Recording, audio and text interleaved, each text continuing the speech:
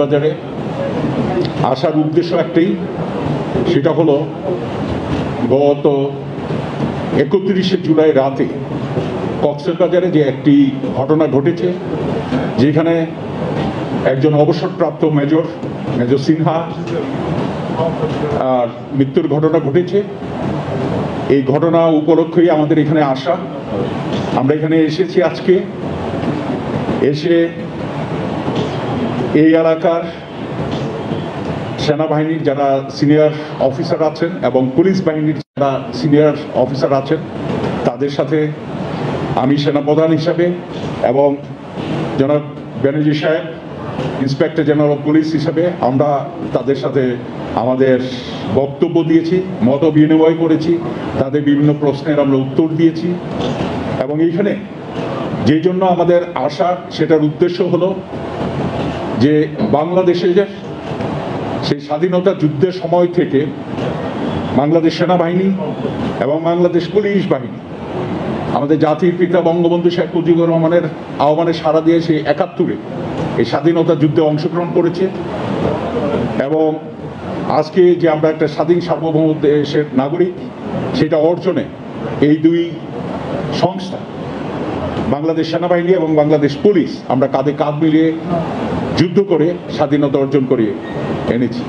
বিগত প্রায় 50 বছরে এই দেশের যে অগ্রগতি বা উন্নয়ন হয়েছে, এই দেশের internal law and order situation থেকে শুরু করে বাইরের যে কোনো নিরাপত্তার যে সমস্ত ঝুঁকিগুলো এসেছে, আমরা এই দেশের অন্যান্য সংস্থার ন্যায় অত্যন্ত গুরুত্বপূর্ণ দুইটি সংস্থা সশস্ত্র বাহিনী এবং পুলিশ আমরা সব সময় যে কোনো প্রয়োজনে কাঁধে কাঁধ মিলিয়ে আমরা কাজ করেছি। সাম্প্রতিককালে যে করোনা যুদ্ধ মাননীয় প্রধানমন্ত্রী ঘোষণা করেছেন, সেই করোনা যুদ্ধেও পুলিশের সাথে বাংলাদেশ সেনাবাহিনী কাঁধে কাঁধ মিলিয়ে দায়িত্ব পালন করে যাচ্ছে। যে ঘটনাটা হয়েছে, এই ঘটনাটা নিয়ে অবশ্যই বাংলাদেশ সেনাবাহিনীর আমরা মর্মাহত এবং পুলিশ বাহিনীর সবাই মর্মাহত।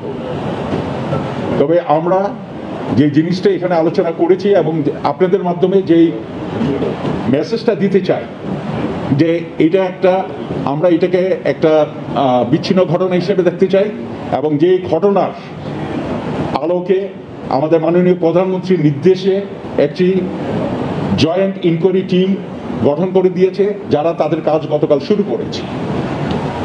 আমরা সেই টিমের প্রতি মাননীয় প্রধানমন্ত্রীর আশ্বাস এবং সেই টিমের প্রতি আমাদের সম্পূর্ণ আস্থা আছে।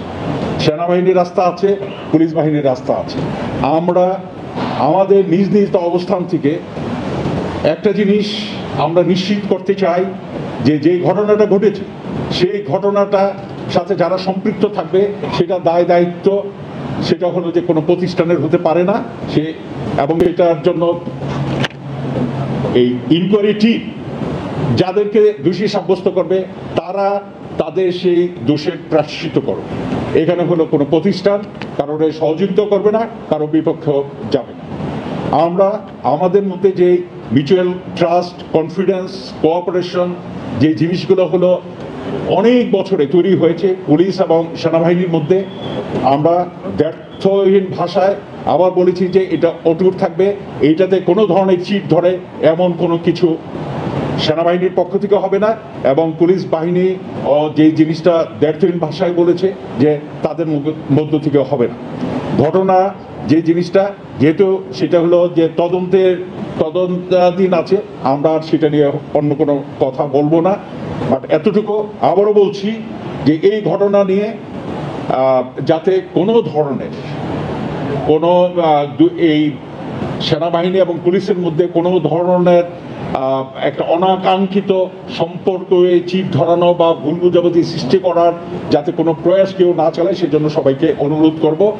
আমাদের সকলের চেষ্টা করা উচিত যে তদন্তটা যাতে নিরপেক্ষ এবং সুষ্ঠু হয়, সেই জন্য যে পরিবেশের প্রয়োজন সামগ্রিকভাবে সেই পরিবেশটা, আপনারা সাংবাদিক আছেন, আপনারাও সহযোগিতা করবেন, অবশ্যই আমরা সেনাবাহিনী সহযোগিতা করবো এবং পুলিশও সহযোগিতা করবো।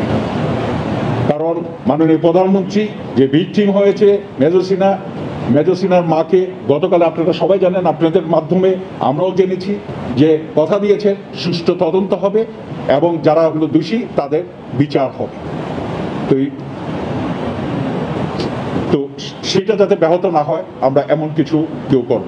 ধন্যবাদ। এখন আজিবুর মহোদয় যদি কিছু থ্যাংক ইউ ভেরি মাচ। আমাদেরও একটা কথা, আমরা মূলত গত 50 বছর ধরে একসঙ্গে কাজ করার ইতিহাস রয়েছে বাংলাদেশ পুলিশ এবং বাংলাদেশ সেনাবাহিনী, এই দুটি ঐতিহ্যবাহী প্রতিষ্ঠানের মধ্যে। এই দুটি প্রতিষ্ঠানই অত্যন্ত গর্বের সঙ্গে সৃষ্টি হচ্ছে বঙ্গবন্ধুর আহ্বানের মহান মুক্তিযুদ্ধের মধ্যে অংশগ্রহণের। গত 50 বছরে দেশের অনেক অনেক ক্রাইসিস মোমেন্টে এই দুটি বাহিনী কাঁধে কাঁধ মিলিয়ে দায়িত্ব পালন করেছে। গত 3 মাসেরও অধিককাল ধরে আমরা যে অনগোয়িং করোনা যুদ্ধ যেটি রয়েছে, সেই করোনা যুদ্ধ কিন্তু সেনাবাহিনী এবং পুলিশ বাহিনী, প্রশাসন এরা মাঠ পর্যায়ে কাঁধে কাঁধ মিলিয়ে দায়িত্ব পালন করছে। এবং আপনারা জানেন যে এই মুহূর্তে দেশে বন্যা পরিস্থিতি রয়েছে, দেশের মধ্যাঞ্চল এবং দক্ষিণাঞ্চলে মারাত্মক বন্যা পরিস্থিতি আছে। তার সঙ্গে আমাদের করোনা ক্রাইসিস এবং এই দুটি ক্রাইসিসে কিন্তু আমরা সবাই মিলে মাঠ পর্যায়ে একত্রে মোকাবেলা করছি। আমাদের মধ্যে একটা পারস্পরিক শ্রদ্ধা, বিশ্বাস এবং আস্থার সম্পর্ক রয়েছে, যেটি সম্মানিত মাননীয় সেনাপ্রধান যেটা বললেন, যেটাকে আমরা আইসোলেটেড স্ট্রেই ঘটনা হিসাবে দেখি। এবং অবশ্যই তার মানে এই নয় যে উপেক্ষা, ডেফিনেটলি না। এইটা যে ঘটনাটা ঘটেছে সেটাকে আমাদের পারস্পরিক সম্পর্কের ক্ষেত্রে কোনো ব্যর্থ সৃষ্টি করবে বলে আমরা মনে করি না। বরঞ্চ আমাদের লক্ষ্য হবে যে এই একদিকে যেমন মাননীয় সেনাপ্রধান বললেন যে আমাদের প্রধানমন্ত্রীর নির্দেশে যৌথ তদন্ত কমিটি গঠিত হয়েছে, তারা প্রভাবমুক্ত পরিবেশ তদন্ত করবেন এবং তারা যে সত্য অনুসন্ধান করে যেটা বের করবেন, তারা যে পরামর্শ দেবেন, রিকমেন্ডেশন দেবেন, সেই রিকমেন্ডেশন অনুযায়ী পরবর্তী কার্যক্রম আইনি কার্যক্রম বা হোয়াটেভার যেটা প্রয়োজন হবে সেটা গ্রহণ করা হবে। আবার পাশাপাশি যেটা আমরা বলতে চাই যে এটাকে অনেকে আবার এই সুযোগে উস্কানিমূলক অনেক কথাবার্তা বলছেন, তো এবং দুই বাহিনীর মধ্যে কোনো বিষয় বলে উপস্থাপন করার চেষ্টা করছেন। তো আমি দৃঢ়ভাবে বিশ্বাস করি যে বাংলাদেশ পুলিশ বাহিনী এবং বাংলাদেশ সেনাবাহিনী অত্যন্ত দক্ষ, চৌধুরী এবং পেশাদার দুটি ফোর্স। এই সমস্ত উস্কানি দিয়ে তারা কখনই সফল হতে পারবেন না। আমাদের আমরা সবাই দেশের জন্য কাজ করি। প্রধানমন্ত্রীর নেতৃত্বে আমাদের লক্ষ্য হচ্ছে 18 কোটি মানুষের কল্যাণ, অর্থনৈতিক সমৃদ্ধি এবং সামাজিক উন্নয়ন। এবং সে লক্ষ্যে আমরা সবাই এবং যৌথভাবে বাংলাদেশ আর্মি, বাংলাদেশ পুলিশ কাজ করে যাবে। এবং আমরা দৃঢ়ভাবে বিশ্বাস করি যে আগামী দিনগুলোতে এই সম্পর্ক আরও সুসংহত হবে। এখানে যারা বিভিন্ন ধরনের উস্কানিমূলক কথাবার্তা বলে এখানে খোলা পানিতে মাছ শেখার চেষ্টা করছেন, তারা যেমন সমর্থ হবেন না। পাশাপাশি যেটা আমরা বলতে চাই সেটা হচ্ছে যে দেশের কল্যাণের জন্য, রাষ্ট্রের কল্যাণের জন্য, দেশের মানুষের অগ্রহায়ণের জন্য, অগ্রগতির জন্য দয়া করে যারা দেশপ্রেমিক, যারা দেশকে ভালোবাসেন, এই ধরনের উস্কানিমূলক কর্মকাণ্ডে লিপ্ত হবে। বাংলাদেশ একটি আধুনিক গণতান্ত্রিক দেশ, এখানে গণতন্ত্রের মধ্যে বসবাস করি আমরা।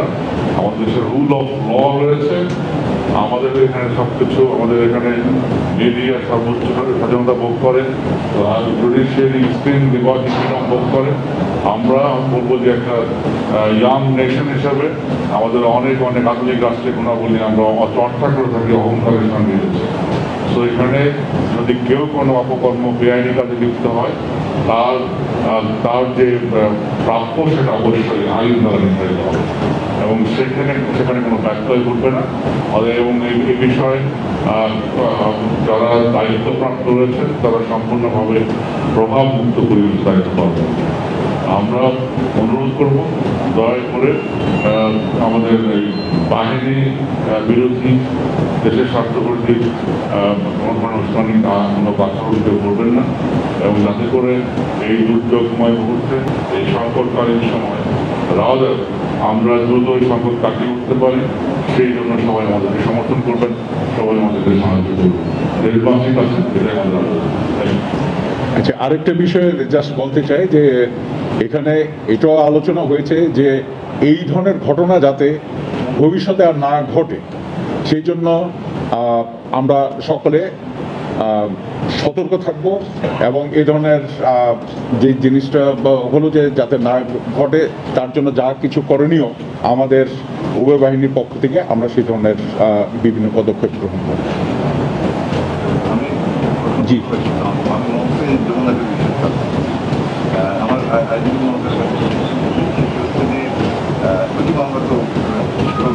একটা পরিণতি সেটার মধ্যে আমি জানতে চাই যে ঘটনায় মামলা করতে চান সেই সুযোগটি থাকবে কিনা সাক্ষী বা অন্যভাবে তারা নিরাপদ। আমাদের দেশের প্রত্যেকের আইনি কর্তৃত্ব আইন ধরে আমাদের দেশে এবং এই আমাদের দেশের প্রতিটি মানুষ আইনের চোখে সমান।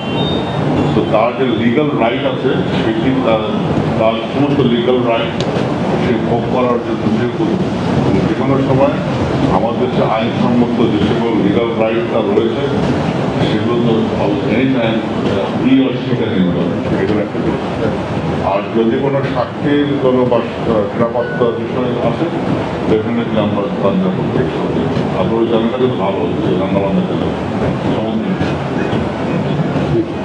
Thank you. জি বলেন।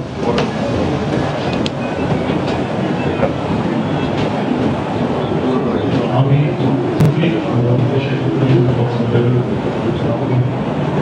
আমার প্রশ্ন হচ্ছে স্যার যে আমাদের যে একটা ভূমিকা গ্রহণ দিয়েছে এই আপনি কথাটা একটু কাছে নিয়ে বলেন, শুনতে পাচ্ছি না। এই অঙ্গনওয়াড়ি তো ঘটনা মাদক যে মাদক কারবারিদের যে অভিযান চালানো হয়েছে এটা তো স্যার প্রভাব পড়বে কি?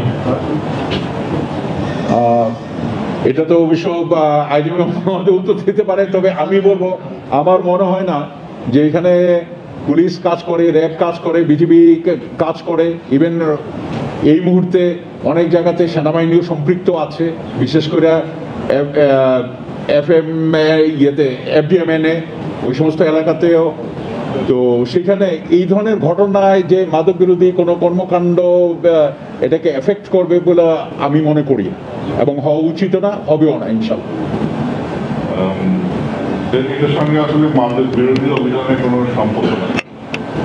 তবে এই উদ্ভূত পরিস্থিতিতে ধরো কোনো মাদক ব্যবসার দোকান দিতে পারে সেটা মিডিয়া সবাই মিলে আমাদের এটা একটা। 2 নম্বর হচ্ছে যে আমরা চাই না যে এই কক্সবাজারের স্মল এই ন্যারো উইন্ডোটা এই মাদকের ব্যবহৃত।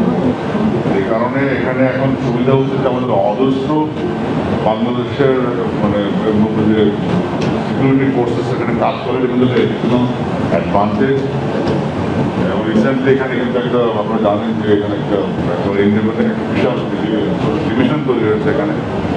তো আমাদের এখানে নেইভি কাজ করে, সমুদ্রে কোস্টগার্ড কাজ করে, নাগপুরিতে বীর বর্ডারে বিজিবি আছে, এখানে আমাদের পুলিশ রয়েছে। তো আমরা সবাই মিলে দায়িত্ব পালন করবো মাদকের বিরুদ্ধে। কারণ যে 2041 সালে মাননীয় প্রধানমন্ত্রী বলছেন যে বাংলাদেশ হবে আধুনিক এবং ধনী রাষ্ট্র। এটা কিন্তু রূপকল্প বা এটা কিন্তু রূপ কথা না, সত্যি ইনশাআল্লাহ ধনী এবং আধুনিক রাষ্ট্র পরে প্রস্তুত দেন কথা বলছেন সবাই সব।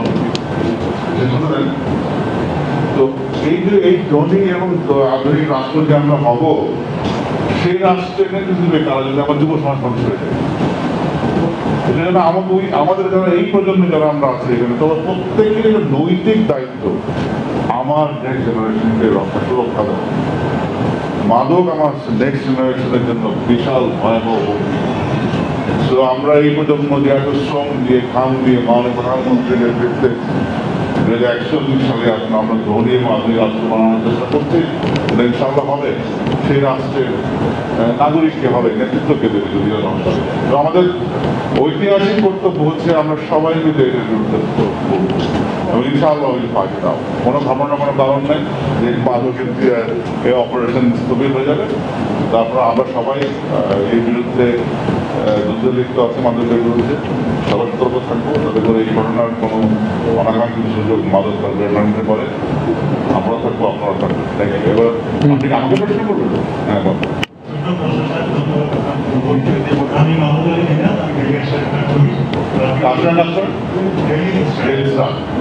আপনি বলেছেন এই দোকানের সাথে মানব বিরোধী অভিযান ধরার মাদক উদ্ধারের যে সঙ্গে আমাদের কোনো সম্পৃক্ততা নেই, কিন্তু এই ঘটনায় যে সিনহা এবং তার সঙ্গীর বিরুদ্ধে মাদক বিরোধী মামলা হয়েছে, এই বিষয়ে আপনার যেগুলো মামলা হবে তদন্তের বিষয়, তদন্ত করে দেখা হবে অসুবিধা নেই। আর আপনি কথাটা কিন্তু বললেন একটা ডিফারেন্ট পরিপ্রেক্ষিতে যে মাদকের সঙ্গে আমরা তো এই কথাই বলি না। আপনার যে অনাকাঙ্ক্ষিত ঘটনা ঘটেছে সেখানে কোনো মাদক সম্পৃক্ততা আছে এইভাবে কথা তো আমরা কোনো আলোচনাই করি না। আপনি বলছেন যে এই প্রেক্ষাপট তৈরি করে আমি জানি না। এনিওয়ে, তো যেগুলো মামলা হয়েছে সে তদন্তের বিষয়, তদন্ত করে দেখা হবে এবং তদন্তের বিষয় মামলার বিষয় আসলে আলোচনা কোনো বক্তব্য দেওয়া।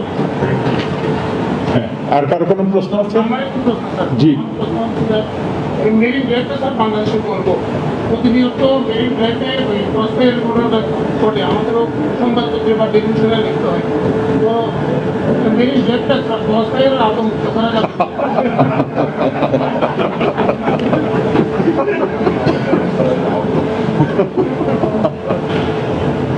এটাকে এইভাবে বলা দেখা ঠিক হবে না। আসলে তো আমরা এই ক্রস ফায়ার শব্দের সঙ্গে কিন্তু একমত নই। এইগুলো আমাদের এই প্রিয়রা বলে বিদেশ তারা বিদেশ থেকে টাকা আনে। গত বছর মানে আমেরিকাতে 11,000 মানুষ ল এনফোর্সমেন্টের হাতে ইন্ডিয়ান অ্যাকশন, 11,000। এইগুলো আমাদের যারা এখানে এনজিওগিরি করে তারা বিভিন্ন কারণে বিদেশ থেকে পয়সা আনে, ঝকঝকে গাড়িতে চড়ে, ঝকঝকে অফিসে বসে, কাস্টমাই করতে হলে অনেক ধরনের কথাবার্তা বলতে হয়, তার মধ্যে একটা হলো কষ্ট। এনিওয়ে, তো না না, ঠিক আছে, বলুন। লাস্ট আরেকটা হলো যে এরকম যে আসলে এই ধরনের শব্দের সঙ্গে আমরা এগ্রি করি না এবং কোনো ধরনের নৃত্য আমরা চাই না। বটল লাইন ইজ দ্যাট, কোনো ধরনের নৃত্য আমরা চাই না। আমাদের অনাকাঙ্ক্ষিত আমরা চাই না। আর কোনো এলাকায় ডেলিভারেটলি গিয়ে গোলাগুলি মানে মানুষ মারা যাবে, এটা নির্ধারিত করে কোনো অ্যাকশন কি কোনো বাহিনী নেয় বলে আমি মনে করি। যেহেতু কোনো বাহিনী কোনো নির্ধারিত এলাকাকে এই ধরনের গোলাগুলির জন্য বাছাই করে নির্বাচন করে না, সেই জন্য মুক্ত ধরনের প্রশ্ন না। আর এখানে কিন্তু আমরা অনেক বাহিনী কাজ করি আসবো। আর যদি আপনি বলেন যে কোনো বাহিনী দরকার নাই, তখন সিকিউরিটি বলেন আপনি করবেন, ইনফরমেশন কমপ্লেন আপনি করবেন। এনিওয়ে, আপনার কনসার্ন আমরা বুঝতে পেরেছি। তবে আমরা যেটা বলতে পারি যে আমাদের লক্ষ্য হচ্ছে যে কোনো ধরনের কোনো আমাদের ক্রিমিনাল অ্যাকশনে যেটা না হয় সেটাই আমাদের চেষ্টা করা এবং সেটাই আমরা চেষ্টা করবো সবাই মিলে আমাদের চেষ্টা করবো। Thank you. Last question, just একটা। স্যার, আমার একটা প্রশ্ন আছে যে কক্সবাজারে যে সীমান্ত দিয়ে মাদক প্রবেশের ক্ষেত্রে র্যাব, পুলিশ, বিজিবি, সেনাবাহিনী সবাই যৌথভাবে কাজ করছে। সেক্ষেত্রে দেখা যায় কি এত আইন শৃঙ্খলা রক্ষায় এত ভূমিকা রাখার পরেও কিন্তু যে মাদক প্রবেশ করে, সেক্ষেত্রে আমরা অনেকটা তথ্য পেয়ে থাকি যে মায়ানমারের কিছু আইন শৃঙ্খলা রক্ষা বাহিনীও কিন্তু জড়িত রয়েছে। সেক্ষেত্রে আপনাদের ভূমিকা আরো জোরদার করা হবে কিনা? দেখেন, আসলে এই সমস্ত ক্ষেত্রে যেহেতু আমি বিজিবি ডিজি ছিলাম দীর্ঘ প্রায় 4 বছর, তো সেই অভিজ্ঞতার আলোকে বলি, আসলে এই ধরনের বিষয়গুলো যখন হলো দুই দেশের সীমান্তরক্ষী বাহিনী প্রধানরা বা বিভিন্ন স্তরে যখন তাদের মধ্যে মিটিং হয়, তখন কিন্তু এগুলো অত্যন্ত গুরুত্ব দিয়ে আলোচনা করা হয়। এবং আমি নিশ্চিত আমাদের বিজিবি এবং মায়ানমারে যে বর্ডার গার্ড পুলিশ আছে, তারা যখন হলো বাৎসরিক বা ত্রৈমাসিক, ষান্মাসিক যে মিটিংগুলো করে, এই মিটিংগুলোতে এগুলো নিয়ে হলো গুরুত্বপূর্ণ আলোচনা হয় এবং সেখানে বিভিন্ন করণীয় যে সমস্ত বিষয়গুলো আছে সেগুলো তারা আলোচনা করে এবং সেই অনুযায়ী তারা অ্যাকশন নেয়। এখন এর মধ্যে যে কেন হচ্ছে না হচ্ছে এগুলো মানে এই যে আসলে সবার কিন্তু আন্তরিকভাবে চেষ্টা করে তারপরেও ঘটনাগুলো ঘটছে, ঠিক আছে না? তো তার মানে এই নয় যে আমরা হলো যে এক দেশের আইন শৃঙ্খলা রক্ষাকারী বাহিনী আরেক দেশের আইন শৃঙ্খলা রক্ষাকারী বাহিনীকে আমরা হলো যে ব্লেম দেওয়ার এখানে কিছু নাই। সবাই আন্তরিকভাবে কাজ করছে, বাট তারপরে ঘটনাগুলো ঘটছে এবং তারা কিন্তু এগুলাকে যে তাদের সাকসেসও কিন্তু অনেক আছে, ঠিক আছে? আর এখানে আমি এখন সেনাপ্রধান হিসাবে একটা কথা বলবো, সেটা হলো এই মাদক বা এই ধরনের ঘটনা এগুলাকে প্রতিরোধ করতে হলে কিন্তু না সাংবাদিকদের একটা অত্যন্ত গুরুত্বপূর্ণ ভূমিকা আছে। আমি যখন ডিজিবি ছিলাম আমি সবসময় বলতাম সাংবাদিকরা হলো আমার চোখ এবং কান, আইজ এবং ইয়ার্স। কারণ ওই বিজিবিতে থাকতে আমি তো এই 4427 কিলোমিটার বর্ডার সব জায়গায় তো আমার নজরে রাখা সম্ভব ছিল না। তখন কিন্তু আমি বলতাম যে আপনারা আমাকে তথ্য দিবেন কোথায় কি হচ্ছে না হচ্ছে, এবং আমি সেই অনুযায়ী কাজ করতাম। তো আপনারা কিন্তু এখন আইজ এন্ড ইয়ার্স হলো of the security forces, law enforcing agencies. আপনারা বিজিবিকে সহযোগিতা করবেন, পুলিশকে সহযোগিতা করবেন তথ্য দিয়ে কারা এটার সাথে জড়িত আছে। কারণ আপনারা জানেন, আপনারা এই এলাকার লোক, আপনাদের ভালো জানার কথা। আপনারা যদি তাদের সম্পর্কে তথ্য দেন, আপনারা যদি তাদেরকে উন্মোচিত করেন, তাহলে আইনশৃঙ্খলা রক্ষাকারী বাহিনীর পক্ষেও সহজ হবে এই ধরনের মাদক পাচারকারী চোরাচালানি যারা আছে তাদেরকে আইনে আওতায় নিয়ে আসা এবং এটাকে যথাসম্ভব প্রতিরোধ করা। সবাইকে আন্তরিক ধন্যবাদ আপনারা কষ্ট করে এখানে আসার জন্য। আসসালামু আলাইকুম। Thank you very much.